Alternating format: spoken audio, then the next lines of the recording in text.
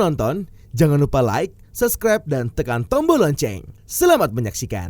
Presiden RI Joko Widodo melantik Letnan Jenderal TNI Maruli Simanjuntak sebagai Kepala Staf Angkatan Darat di Istana Negara, Jakarta. Maruli Simanjuntak dilantik berdasarkan Surat Keputusan Presiden Republik Indonesia Nomor 103/TNI tahun 2023 tentang pemberhentian dan pengangkatan Kepala Staf Angkatan Darat. Kepres yang ditetapkan Presiden Joko Widodo di Jakarta pada tanggal 29 November 2023 itu dibacakan oleh Sekretaris Militer Presiden Laksda TNI Hersan. Usai pembacaan Kepres, Presiden Jokowi melakukan penyematan tanda pangkat jabatan Kasat kepada Maruli. Selanjutnya, Presiden Jokowi mengambil sumpah jabatan Maruli sebagai Kasat. Acara kemudian dilanjutkan dengan penandatanganan berita acara oleh Presiden Jokowi dan Maruli Simanjuntak. Bertindak sebagai saksi yaitu Panglima TNI Jenderal Agus Subianto dan Kapolri Jenderal Listio Sigit Prabowo. Maruli Simanjuntak menggantikan Jenderal Agus Subianto yang telah dilantik menjadi Panglima TNI. Dengan pelantikan tersebut, Maruli mendapatkan kenaikan pangkat satu tingkat lebih tinggi menjadi jenderal. Kenaikan pangkat tersebut diberikan berdasarkan Kepres nomor 104/TNI tahun 2023 tentang kenaikan pangkat dalam golongan perwira tinggi TNI. Di hari ini saya bersyukur Presiden memberikan amanah pada saya untuk menjalankan tugas sebagai Kepala Staf Angkatan Darat. Mudah-mudahan nanti saya akan bisa mengerjakan ini dengan sebaik-baiknya. Saya kira secara umum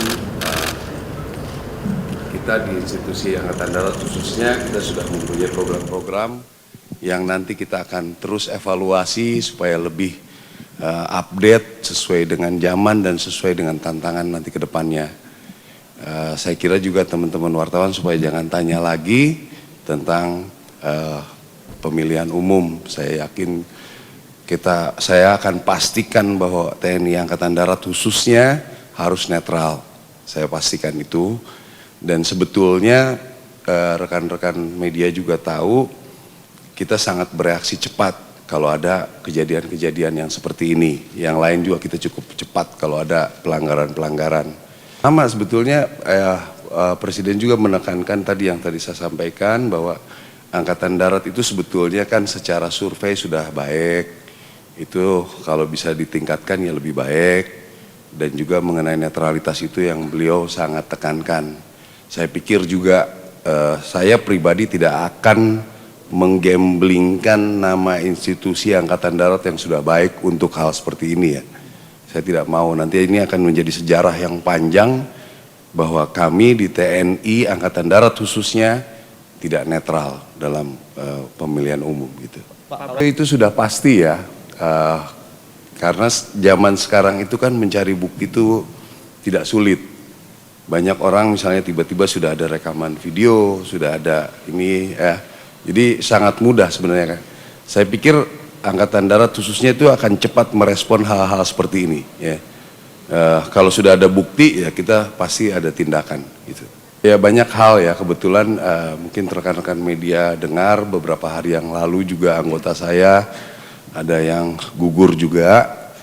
Jadi sebenarnya saya sedang banyak menegokan, kebetulan tadi juga sempat bicara-bicara dengan Bapak Presiden bahwa pekerjaan untuk khususnya di Papua itu bukan pekerjaan TNI Angkatan Darat saja atau TNI pada umumnya. Itu semua stakeholder harus bisa bekerja bersama di sana. Ya, jadi sebetulnya di dunia ini yang sudah membuat pembelajaran tentang lawan gerilya itu kita Indonesia termasuk hebat. Ya, tapi hal-hal tersebut mungkin sedikit terlupakan dengan perkembangan zaman dan lain sebagainya. Intinya dari perang gerilya adalah merebut hati rakyat. Jadi ini yang memang harus kita tingkatkan terus untuk yang khususnya di Papua. Internal kita di Angkatan Darat, saya pikir kualitas personil itu mudah-mudahan ke depan kita punya banyak peluang untuk sekolah-sekolah di luar dan juga latihan-latihan kita akan evaluasi kira-kira seperti itu. Acara diakhiri oleh pemberian ucapan selamat oleh Presiden Jokowi kepada Jenderal TNI Maruli Simanjuntak diikuti para tamu undangan. Turut hadir dalam acara ini Menteri Koordinator Bidang Politik, Hukum dan Keamanan Mahfud MD, Menko Bidang Kemaritiman dan Investasi Lut Binsar Panjaitan, Sekretaris Kabinet Pramono Anung, Menteri Sekretaris Negara Pratikno, dan Menteri Pertahanan Prabowo Subianto. Tim Eljon Media melaporkan.